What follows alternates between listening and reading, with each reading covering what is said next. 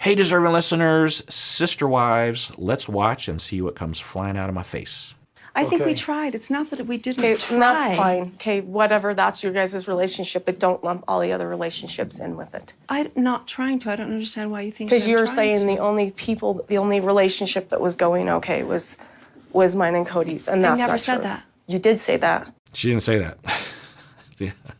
So this is in relation to what we were saying, that I and Janelle were saying earlier, that she is reacting to something that isn't actually happening, and then she just confirmed it, that she emotionally heard that, which people will do, but Christine never said that. She never said anything close to that. And even if she had said something that's not a direct attack on Robyn. And even if she said directly, as I said before, all Robyn has to think to herself is, well, that's not my fault, it's Cody's fault. It's not my fault that Cody is preferring me over the other sister wives. I was actively trying to get him not to do that. He did it. It's not my fault, because it wouldn't be your fault. You said in Vegas, the only people that were close was us. I didn't say that. Then what did you say? I don't know. But I did not say that the only relationship in Vegas that was good was you guys. Okay, that's what I heard, and that's why I'm getting frustrated. Okay, well, that's good. So she's laying it out there, and then Christine repeats that I didn't say that, and Christine's not freaking out, which is good. And it sounds like Robyn is actually listening. And, oh, well, now hopefully Robyn is like, oh, okay, well then I scratch everything. I'm sorry. I guess I'm in a space right now. But hopefully Robyn will say something like that. You were saying about Janelle and I having those Yes. years in Vegas. No, I know at least a little. I don't know everything, of course, but I know what the relationship was between you and Mary. I know that you and Cody were in such a good place in Vegas. Why? Even if it's true, Robyn, what's your point? What's the argument here? People are going, oh, you know what? You're right. My narrative is just completely wrong. And I think that is actually, for whatever motivation, I think that is what she's trying to do. And we all do this, when we're threatened or upset or hurt or scared or something, we try to take shortcuts. And one of the dumbest shortcuts that we try to take is, I'm just going to try to convince you that you're stupid and or crazy, and you will be convinced and you will just change your mind. We all do this. She's doing it, which is, y'all are crazy and or stupid. It wasn't bad in the past, and it's not bad now. So just stop thinking that. Yeah, I don't really like being pulled into this and using my relationship as an example, as ammunition against Christine. And I'm like, whoa. And I'm sitting here wanting to say something, but I don't know what to say. Okay, I'm sorry if that was ever... Okay. I never meant that in Vegas. Cody and I were struggling in Vegas. I must have gotten confused because I do not know how I got that out of what she said. Okay, so in the interview, maybe she's had time to think, or she saw the scene because they showed it to her, and she's saying, yeah, I heard that, but she didn't say that. How weird is that? Yeah, okay, good. Well, apologize to Christine.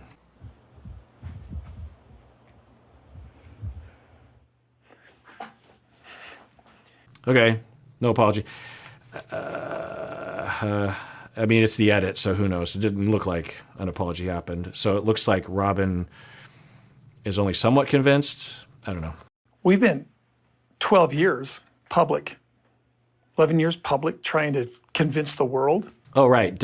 So another thing that they would be concerned with, maybe particularly Cody, I don't know. But I think all of them, that, hey, one of the prime directives of this show is that we're trying to normalize and legitimize and also elevate polygamy.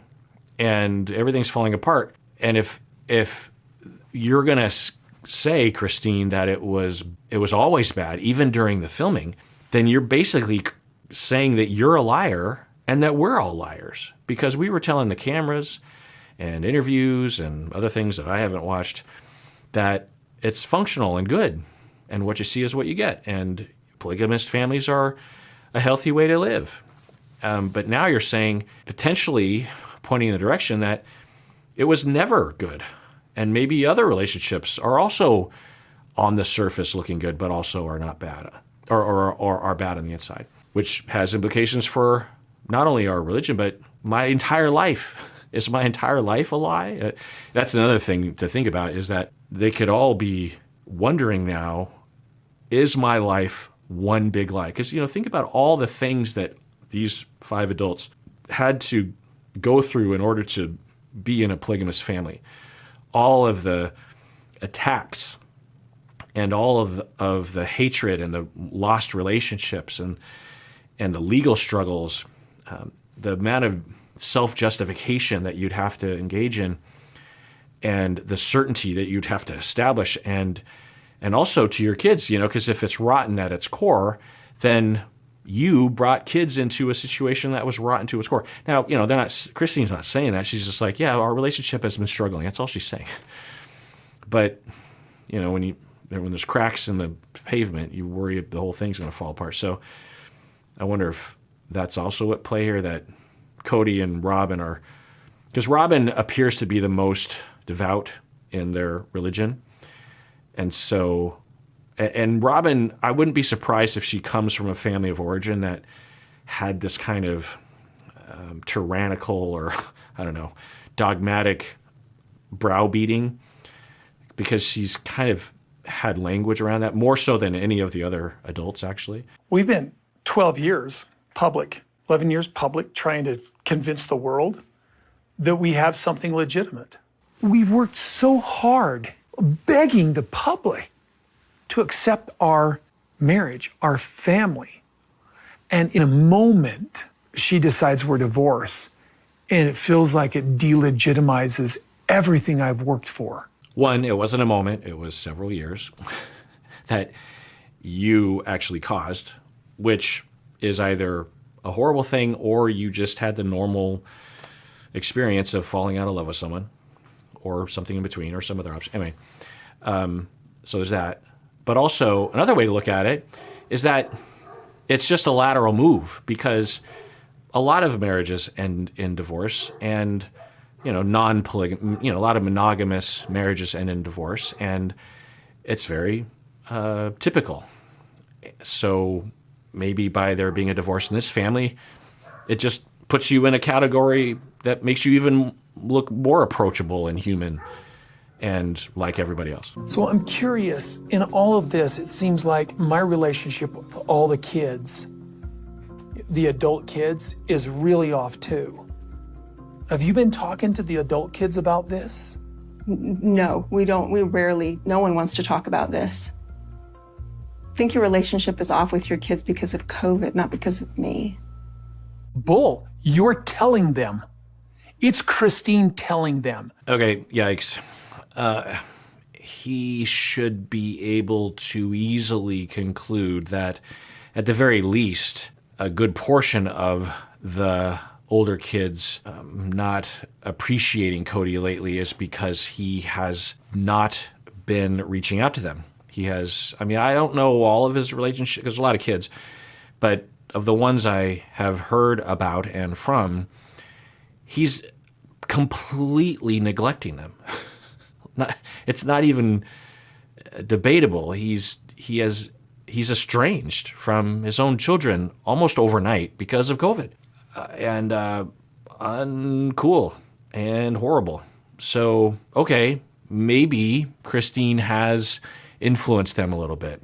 I wouldn't be surprised, but there's no data along those lines. So, at the very least, Cody should say, well, I haven't done anything to counteract if Christine has been talking shit about me to our kids. So, yikes. Yeah. I'm waiting for him to just break down crying or admit that he has been a horrible father. Because there were a lot of data points, and the wives would even say this, that if Cody is anything, he is a good father. Now, I've speculated that he might be one of those parents that is a very good parent up until the kids are of a certain age, and then a switch just gets turned off. That happens sometimes because of their own traumas growing up. But there's no data of that. I don't know. This episode is sponsored by BetterHelp. And if you sign up, please use the link below because that helps us out. So we've seen a huge increase in people seeking therapy recently, which is great. However, men are still, on average, far less likely to seek help. But honestly, regardless of gender, if you're the sort of person who tends to avoid asking for help, you might be in need of help much more than you realize. I can attest to this. I tend to default to assuming that I'm good when I'm definitely not good. So if you've been avoiding it, you might want to seek therapy. Well, a good option to find a therapist is at BetterHelp. If you're thinking of starting therapy, it's definitely worth giving a try. They have over 35,000 therapists with a wide variety of styles. And as the largest online therapy provider in the world, BetterHelp can provide access to mental health professionals with a diverse variety of expertise. So, talk it out with BetterHelp. Our listeners get 10% off their first month at betterhelp.com/Kirk. That's BetterHelp, HELP.com/Kirk. To this person, to this person, to this person, to complain about the relationship. She's playing a game. She has been playing games for years. I just call bull. I cannot figure out why I'm so angry. I mean, it is sad. I've seen you grieving, Cody, like in a way I've never seen you grieve. Hallelujah. Cody, listen to your wives and your wife and ex-wife. So it's even coming from kind of an unexpected source. Not that Janelle is against him, but she just doesn't usually say anything. But which is fine. I think if I were in this conversation, I would hope that I would be like Janelle and not say anything, because it just doesn't seem, from Janelle's perspective, she's been saying, I don't know if she's still in this place where she's like, yeah, things aren't ideal. And yeah, I feel like Cody likes Robyn more than me, but I'm okay. I've been in this position before, and I have a good bond with him, and I'm at a stage in life where, I'm not missing out on, or I don't know I'm putting words in her mouth, but anyway. So he says, which is great, I don't know why I'm so angry. That's what's so great about these meetings that they have. That I don't know if I finished this thought a while back, but I wonder if their strength, because I would say they're way above the curve when it comes to being able to sit down and have a conversation. And I wonder if that is because I've had Mormon clients, and they're not Mormon, but they come from that culture at the very least. And my observation of Mormon culture is that they're pretty good about formalizing the importance of communication and having group meetings about stuff. Sometimes it's just because they have a ton of kids and they have to coordinate. And maybe in polygamy, it's even more of a tradition. I don't know. But at the very least, this family has a huge strength with that. Sometimes I also wonder if this TV show has sort of forced them to do this, which also would be a strength. Anyway, so they're doing that. And as they're doing it, there is the very expected convulsions, if you will, of pain and unreasonableness. In this meeting, we've seen it from Robyn mainly, but this is her first time having this kind of conversation. And if we take her at her word for it, really all the sister wives, she has a lot to mourn. She's a lot to be sad about. So she's going to flip out, as we all do. And so Cody has been also allowed to flip out in a number of conversations with Christine. I think this, at least on camera, might be like number 4 or something. And they talk for a long time. And Cody has already said some unhelpful things, and he's had some convulsions. You get through that, and if everyone is differentiated, which Mary and Janelle and Christine's been really differentiated, very mature, very constructive. She hasn't, been defensive or gone on the attack when other people would have in her shoes. And Cody is allowed to get some stuff off his chest. He's also absorbing other people and their perspective, and then eventually he arrives at the truth, the unbridled truth, the truth underneath it all, which is, I feel anger, and earlier I felt like I knew why, but I threw it out there and it didn't land. And I've heard some other points here that are now kind of convincing me. Maybe even seeing Robyn flip out in a way that he's been flipping out a lot gave him a chance to say, oh, is that what I'm doing? And then he just says, I'm angry and I don't know why. And Christine and Janelle immediately say, it's because you're sad. That's okay. And then Janelle is like, I've never seen you this sad. And Robyn has said, I don't know who this guy is. He's very angry because he's sad.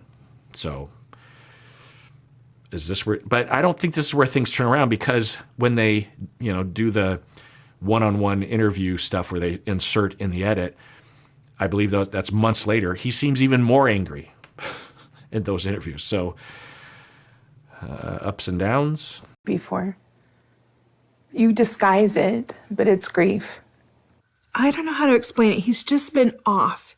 He's gone to a more angry place quicker than he ever did. I finally realized it's a grieving process for him. I guess maybe I'm mad because... And then you think, well, he's been acting this way even way before Christine left. So if it is grief, what is he grieving? What's he reacting to? And I still don't know. Maybe he doesn't know. But one hypothesis that I have near the top of my list is that he turned a corner at some point, maybe when they moved to Arizona, when he could kind of breathe. Christine said something really amazing. She said that what COVID taught her, because of their differences and precautions, he wasn't at her house nearly as often or ever. And what Christine said is what that taught her is that she's okay on her own, and that maybe she's better off on her own. And that was really interesting. So it's possible that for him, prior to COVID, when they moved to Arizona, Flagstaff, there was this kind of chaos around where each of the sister wives would live. And it was all across town. And it wasn't that cul-de-sac, and certainly wasn't one big house. And he, for the first time, in addition to everyone else, was suddenly much more separate. And then when COVID happens, and maybe in the beginning he was absolutely hoping that all the sister wives would comply with his high level of precaution. For whatever reason, he had a high level of precaution, which is fine, but the way he implemented it. But anyway, that he, in the first couple of weeks, was like, oh, well, if you're not going to do that, then we have to make sure, because I'm going to infect someone if, and he was all on the up and up, and he was trying to be fair. And then that just randomly and coincidentally routed him to staying at Robyn's more often. And then he starts to subconsciously feel better and more fulfilled, more stable, less of a nomad. And he doesn't have to deal with sister wives complaining about not getting enough time with him, because he was getting that all the time. I think Mary and Janelle would rarely talk about it. Christine would talk about it a lot from the very first season, and which is fine. I think if I were Christine, I would have the same complaint. I also wouldn't be in a polygamous family, but we could see him unconsciously feeling better, like he could relax, he could settle in. He's never, in Lehigh, they lived in all one house, but he's never slept in the same bed for a week, maybe even more than a couple days. Just think about that. Maybe you get used to it. I'm guessing you would. As a homebody myself, that would really bother me. It's hard for me to even travel because of that. And sometimes I bring a lot of my bed stuff with me, my favorite pillow, whatever. So for him, it's all speculative that for him, he felt that, could not admit it to himself, and just use the COVID thing as an excuse to kind of keep it going. We can see that. Doesn't make it okay, but it explains it. And then things start to fall apart, and he starts to feel like, oh, it's my fault, but I don't want it to be my fault. He starts blaming Christine and whatnot. And then he's angry. He might be angry about wasting his life. He's like, wait, not only should I have maybe never been polygamist, but even if I married one person, maybe I shouldn't have married any of the first, maybe not any of these 4 women. Maybe I just been, because the way they describe the courting process and the engagement and the marriage, it sounds extremely rushed, where there's no chance that you would get an idea of your relationship with someone to the point where you could make a choice. And they don't, and in the beginning, and the way they framed it, it's no big deal. That's just the way you do it. Because, I think I've heard some of the sister wives say that the way they frame it is that they get a calling from God to actually approach a man. And the member of this church, this group, told me also in an interview that I published a while back that that's the way it works, is that men don't approach women usually, that women actually will choose a guy and she will go up and say, I'm thinking about marrying you and entering the family. And then they start courting, but again, a very brief courting process, at least the way they were framing it. And, you can imagine for him just saying like, get me out, but I can't get out because that's against my religion. What do I want? Am I a bad guy? And the internet's attacking me because I'm this narcissist who's gobbling up all the women in the world and I'm abusing everyone.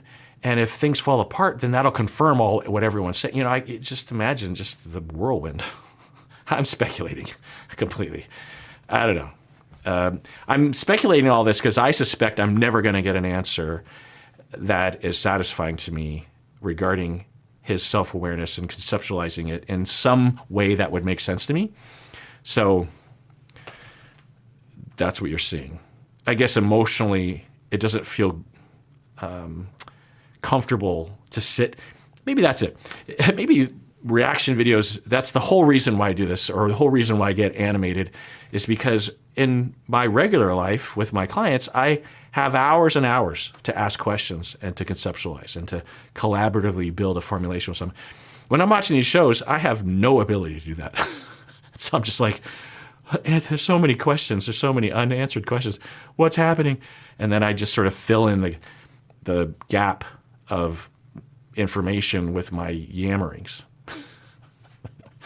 To a more angry place quicker than he ever did. I finally realized it's a grieving process for him. I guess maybe I'm mad because I feel like an investor who poured everything, that he had into something and then, it just didn't work. In our marriage. Yeah, I'll stop yammering, but that's in line with what I was thinking. That he is wondering now if he's wasted his entire adult life, which is rational to believe. I wonder if that even extends to his kids because he's been rejecting them too. Maybe just the whole ball of wax is being lumped in together and he's just categorizing the kids as along for the ride for his, the life that's been imposed on him. And of course, life wasn't imposed on him, but all right, well, that does it for that episode. Everyone out there, please take care of yourself because you deserve it. You really, really do.